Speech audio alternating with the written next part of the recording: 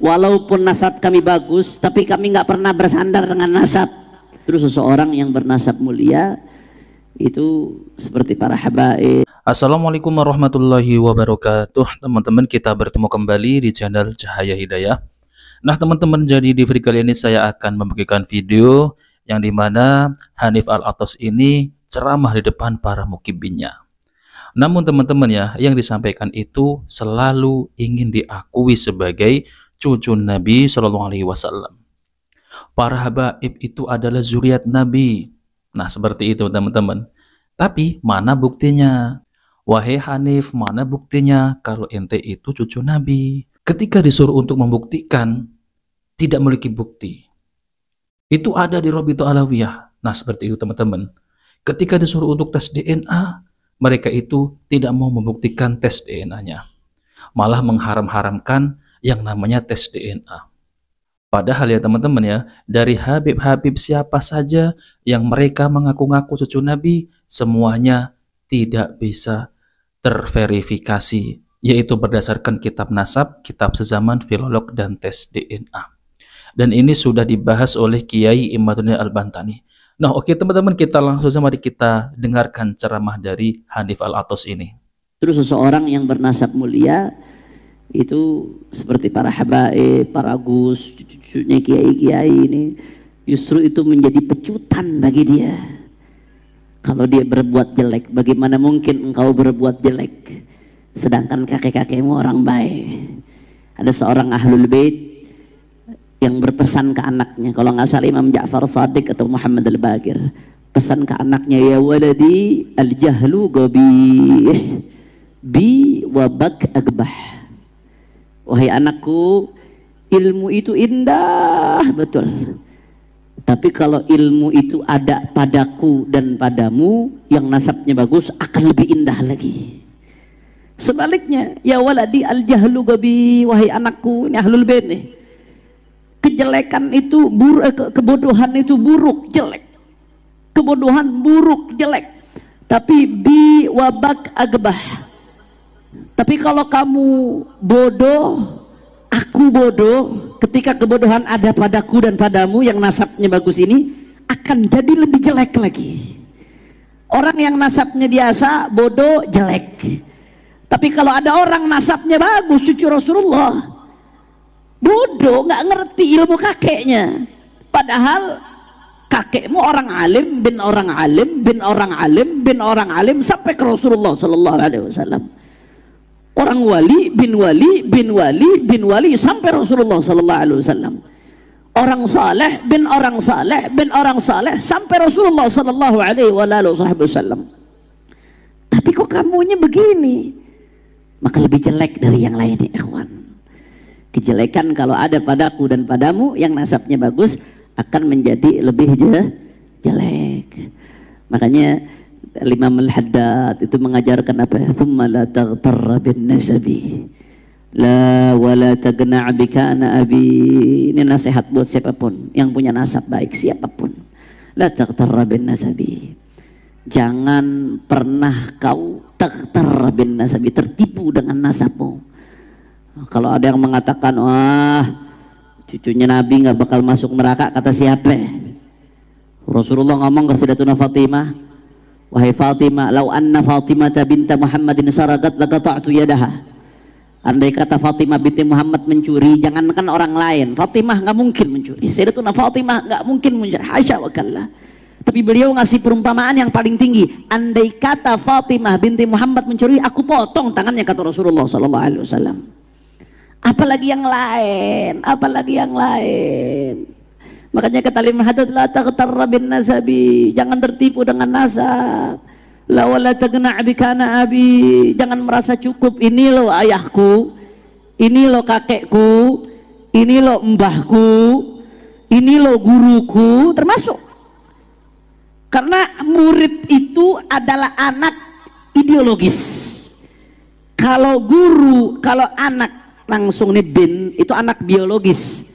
Ada Said Fagih, anak biologis, Habib Rifki. Tapi murid itu anak ideologis, ikhwan. Termasuk ngebangga-banggain guru, tapi nggak bisa ngikutin jejak gurunya. Apa artinya? Dia bernasab secara ilmu ke gurunya, tapi nggak bisa ngikutin jejak gurunya. Apa artinya ya ikhwan? Fakama annal mutaba'ata tuthbitul ittisal, fakadzalika adamuha yuthbitul infisal, kata Ibn Athaillah. Sebagaimana orang kalau ngikutin nyambung walaupun jauh, tapi kalau tidak ngikuti jejak orang tuanya, gurunya, rantai keilmuannya, justru dia menjadi jauh walaupun dia dekat ya ikhwan. Na'udzubillah min. Mudah-mudahan kita terus di barisan guru-guru kita insyaallah. Jadi Imam Al-Haddad itu sampai thumma la taghtarra bin nasabi la wala tagna' bika ana abi. Jangan kamu tertipu dengan nasab. Wala tagna' bika ana abi. Jangan merasa puas dengan ini lo ayahku, ini lo mbahku, ini lo guruku, ini lo kakekku. Jangan merasa puas. Dalam syair lain disebutkan lasna, kata sebagian ulama, lasna wa in kunna du hasabin yawman alal ansabi nattakilu nabni kama kanat awailuna tabni wa naf'alu mithla ma fa'alu. Kami ini, ada sebagian ulama mengatakan dalam syairnya, walaupun nasab kami bagus, tapi kami nggak pernah bersandar dengan nasab.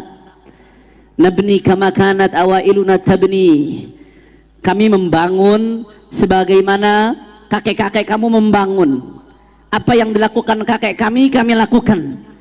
Apa yang dirintis kakek kami lanjutkan.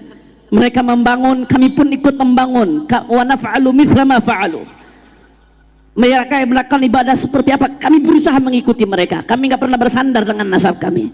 Nah teman-teman yang dimuliakan oleh Allah Subhanahu wa Ta'ala, jadi itulah ya ceramah dari Hanif Al-Athas ya teman-teman. Jadi pada intinya yang saya tangkap, Hanif Al-Athas ini masih dirinya itu mengaku-ngaku sebagai cucu Rasulullah SAW.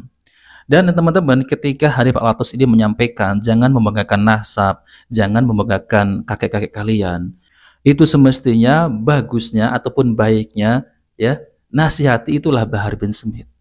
Yang dimana Bahar bin Smith ini selalu ya mengatakan di depan para mukibinnya, di dalam tubuh saya ini ada mengalir darah suci, darah Rasulullah, darah kakek-kakek kami.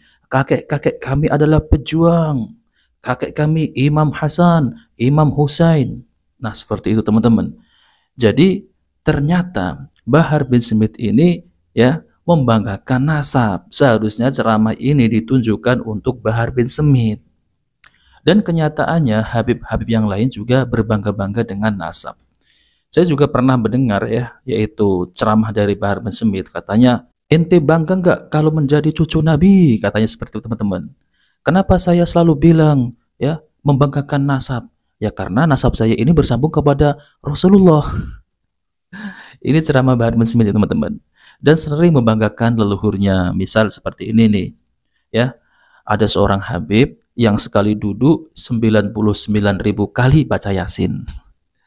Ada juga seorang Habib ya yang ketika menoleh ke kanan surga, menoleh ke kiri neraka, menoleh ke atas aras Allah. Ini Bahar bin Smith teman-teman. Jadi selalu ya bercerita membanggakan kakek-kakeknya.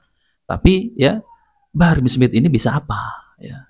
Kalau ceramah isinya hanya orasi-orasi, mencaci maki, teriak-teriak, marah-marah. Kalau ada masalah pemerintah, ikut nimbrung di situ. Jadi mengompor-ngompori masyarakat, gitu teman-teman ya. Jadi nggak ada ya ilmu sama sekali yang bisa diambil dari Bahar bin Smith. Seperti Hanif Al-Athas ini ya, yang kemarin juga mengharamkan tes DNA. Karena Hanif Al-Athas ini juga mengaku sebagai cucu Nabi. Ketika dimintai bukti, mana buktinya? Ternyata ya tidak bisa membuktikan. Nah, maka dari itu teman-teman, dengan adanya tesisnya Kiai Imaduddin Al-Bantani ini, kita pertama bersyukur kepada Allah Subhanahu wa Ta'ala. Jadi umat ini bisa terlepas dari belenggu-belenggu Habib-Habib Alawi yang selama ini ratusan tahun dibohongi, didawiri.